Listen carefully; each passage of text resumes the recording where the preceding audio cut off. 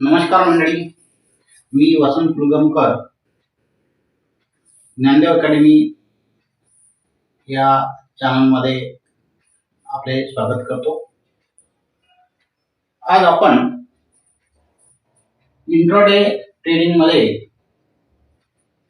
Stop loss लावणे आवश्यक का आहे आणि स्टॉप लॉस लावून रिस्क कशी कमी करता येते ते बघणार आहोत। तर सर्वात प्रथम आपण ट्रेडिंगचे प्रकार पाहूया। तर ट्रेडिंगचे 3 प्रकार आहेत। एक डिलिव्हरी ट्रेडिंग, दुसरी आहे स्विंग ट्रेडिंग आणि तिसरी आहे इंट्राडे ट्रेडिंग। तर डिलिव्हरी ट्रेडिंग जे आहे ती दीर्घ मुदतीच्या गुंतवणुकीसाठी असते।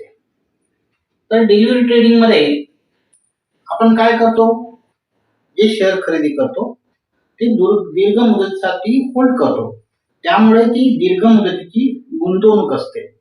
डिलिव्हरी मध्ये प्रॉफिट होण्यासाठी आपण जे शेअर्स खरेदी करतो ते कमीत कमी 5 वर्षासाठी तरी होल्ड करायला पाहिजे। त्यामुळे डिलिव्हरी ट्रेडिंग मध्ये शेअर केलेले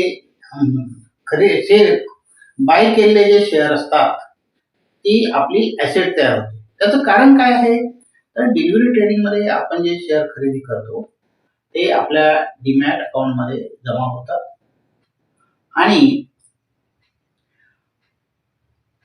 ते त्या शेअरवर आपल्याला वर्षाला डिव्हिडंड सुद्धा मिळत असतो आणि नंतर आपण ते शेअर्स काय करतो, होल्ड करून ठेवतो।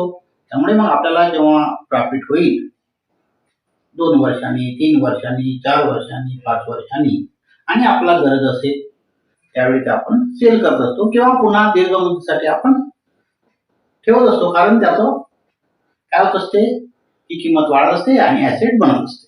ओके, तर यामध्ये मग काय रिस्क कमी आहे। डिलिव्हरी ट्रेडिंग मध्ये शेअर होल्ड करता येत असल्यामुळे रिस्क कमी आहे। त्यानंतर काय आहे स्विंग ट्रेडिंग। तर ही स्विंग ट्रेडिंग आहे। स्विंग ट्रेडिंग मध्ये बाय केलेले शेअर हे आपण 2 दिवसासाठी, 2 महिन्यासाठी, 2 आठवड्यासाठी किंवा त्यापेक्षा जास्त कालावधीसाठी होल्ड करतो। त्याचं कारण काय की जोपर्यंत आपण खरेदी केलेले शेअर्स आहे त्याची किंमत वाढत नाही आणि आपला योग्य परतावा मिळत नाही तोपर्यंत आपण होल्ड करतो आणि आपल्याला योग्य प्रॉफिट मिळाला की ते आपण सेल करतो। त्यामुळे तिथे सुद्धा स्टॉप लॉस लावायची गरज नाही, कारण ते रिस्क नाही। कारण आपण माहित आहे की शेअर मार्केट मध्ये काय येतो, तर शेअर मार्केट मध्ये येण्याचा उद्देशच असा आहे की आपली भांडवल गुंतवायचे आणि प्रॉफिट मिळवायचे। आता तिसरं आहे इंट्राडे ट्रेडिंग।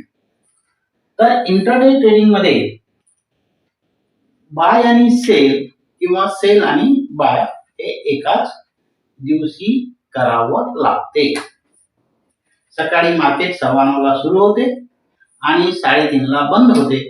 त्यामुळे आपण त्या दिवशी बाय केलेले शेअर हे संध्याकाळी किंवा दुपारी 3:15 च्या पूर्वी आपल्याला विकावे लागते। जर आपण ते सेल केले नाही तर आपले जे ब्रोकर असतात ते जी किंमत असेल, जी मार्केट प्राइस असेल त्या मार्केट प्राइसला विकून टाकतात, कारण ते होल्ड करता येत नाही। तर आता यामध्ये मला आता दुसरा एक मी शब्द वापरला की सेल आणि बाय एकाच दिवशी होते। या ठिकाणी मला शॉर्ट सेलिंग म्हणायचं आहे। तर शॉर्ट सेलिंग मध्ये आपण काय असतो, जेव्हा मार्केट स्टॉकचे भाव पडत असतात किंवा शेअरची किंमत कमी होत असते तेव्हा ते आपण सेल करतो। आता तुम्हाला आपल्याला सेल करता येते का, तर हो, तर ते आपण सेल करायचे आणि जसं जसं शेअरची किंमत कमी होईल आणि आपल्याला प्रॉफिट होईल तेव्हा त्या कमी किमतीला ते विकायचे आणि प्रॉफिट बुक करायचे। यासाठी सुद्धा स्टॉप लॉस लावता येतो। तर आता माझी सर्वांना एक विनंती आहे की मी हा व्हिडिओ बनवलेला आहे. आपणाला काय म्हणते, मार्केटमध्ये स्टॉकला भांडवल गुंतवण्याची भीती असते. ती भांडवल आपलं लॉस होऊ नये किंवा झाला तरी कमीत कमी व्हावं या उद्देशाने मी बनवला आहे. तर बनवत आहे तरी कृपया आपण माझ्या चॅनलला, माझं चॅनलचं नाव आहे ज्ञानदेव अकॅडमी, या चॅनलला सबस्क्राईब करावं जेणेकरून मला पुन्हा सुद्धा व्हिडिओ बनवता येईल. तर याच्या पुढचा भाग आहे की इंट्राडे मध्ये बाय केलेले शेअर त्या दिवशी 3:15च्या पहिले किंमत, शेअरची किंमत कमी झाली किंवा शेअरची किंमत जास्त झाली तरी विकावी लागते. जर समजा आपण खरेदी केलेली किंवा बाय केलेले शेअरची किंमत कमी झाली तर काय होईल, शेअरची किंमत जास्त झाली तर आपल्याला प्रॉफिट होईल. परंतु शेअरची किंमत कमी झाली आणि आपल्याला ते विकावे लागले तर आपल्याला लॉस होतो. आणि तो लॉस किती होऊ शकतो, तर आपण तो त्या शेअरची किंमत कमी होत असताना आपण तो शेअर किती वेळपर्यंत होल्ड करून ठेवला आहे त्यावर डिपेंड असते. आपण जर समजा शेअरची किंमत कमी कमी होत आहे आणि आता वर जाईल या शेअरचा म्हणजे भाव वाढेल असा आपण जर समजा होल्ड करत राहिलो आणि जर समजा शेअरची किंमत एकदम कमी झाली तर आपल्याला मोठा लॉस सहन करावा लागतो. तर त्यामुळे इंट्राडे मध्ये रिस्क जास्त आहे. इंट्राडे मध्ये आपण काय म्हणतो की दररोज बाय करतो आणि सेल करतो किंवा सेल करतो आणि बाय करतो, त्याच्यामुळे रिस्क जास्त आहे.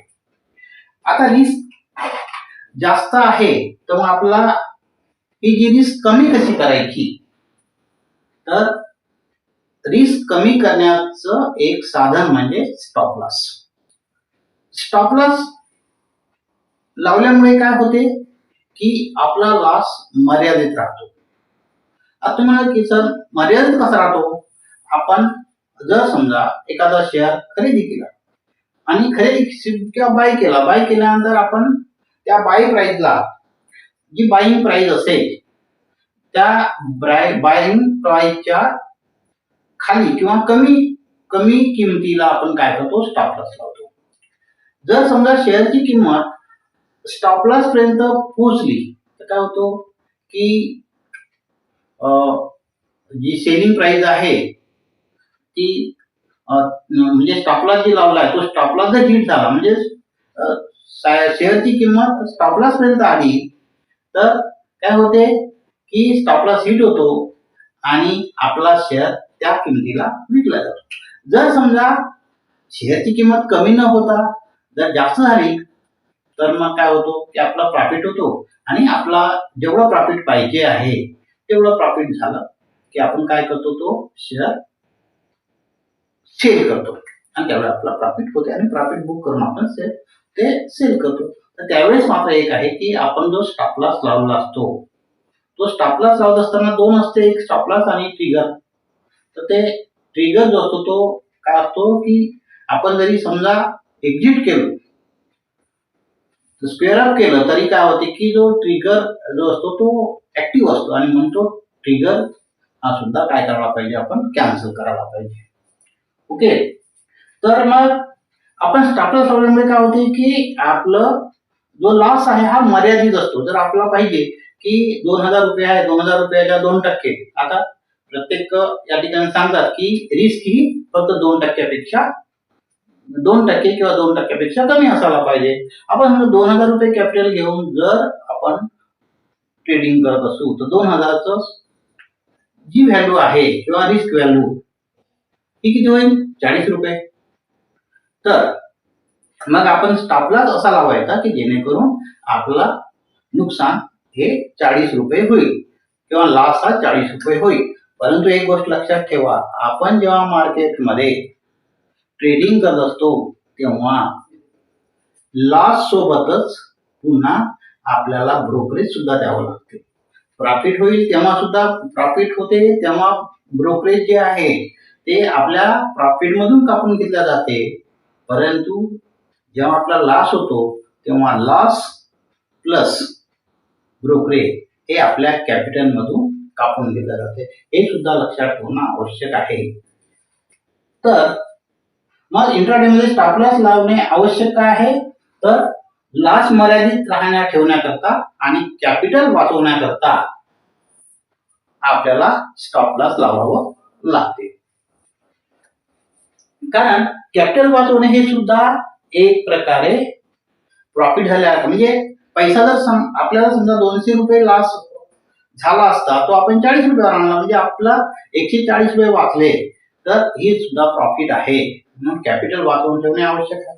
कारण कॅपिटल संपलं तर आपण काही करू शकत नाही. आपल्याला ट्रेडिंग करायची आहे, मग आपल्याला कॅपिटल पाहिजे. आपल्याला जास्त दिवस ट्रेडिंग करायचे आहे, आपल्याला जास्त दिवस शेअर मार्केटमध्ये जिवंत राहायचं असेल, सर्वाइव्ह करायचं असेल, तर आपल्याला काय पाहिजे? कॅपिटल पाहिजे. म्हणून कॅपिटल वाचवून ठेवावं लागेल. प्रॉफिट पण झालं पाहिजे आणि आपलं कॅपिटल पण वाचवलं पाहिजे. कारण स्टॉप लॉस न लावल्यास जो लॉस जो असतो कधी कधी जास्त होतो. म्हणून इंट्राडे मध्ये स्टॉप लॉस लावून रिस्क कमी करता येते. रिस्क ही मग ही जी रिस्क आहे ही किती असायला पाहिजे? तर किती असायला पाहिजे की 2% कमी असायला पाहिजे, जास्तीत जास्त 2%. आता समजा आपल्याकडे आता स्टॉप लॉस किती लावायचा? किती लावायचा म्हणजे आता आपण 2% म्हटलं, 2% म्हणजे किती? 40 रुपये. मग 40 रुपये ते कसे लावायचे? तर समजा उदाहरणार्थ 2000 रुपयाचं आपल्यापाशी कॅपिटल आहे. 2000 रुपयाची रिस्क किती होईल? 40 रुपये. 40 रुपयापेक्षा जास्त रिस्क असायला नको. तर मग समजा एका शेअरची किंमत आहे 100 रुपये. मग 2000 रुपयामध्ये आपल्याला किती शेअर्स मिळतील? तर 20 शेअर्स मिळतील. आता 20 शेअर्स मिळतील. आता लिव्हरेज समजा 5 पट आहे, म्हणून एकूण शेअर किती होईल? एकूण शेअर 20 into 5 किंवा 20 into 5 म्हणजे 100 होईल. आता या आपण 100 शेअर खरेदी केले तर बाय केले, मग परंतु आपली रिस्क किती असायला पाहिजे? 2000 रुपयासाठी 2% म्हणजे 40 रुपये. तर मग आता स्टॉप लॉस कितीला लावायचा? तर 100 शेअर आहे, 100 शेअर, तर 1 रुपया समजा किंमत वाढली तर आपल्याला किती रुपये प्रॉफिट होईल? 100 रुपये होईल.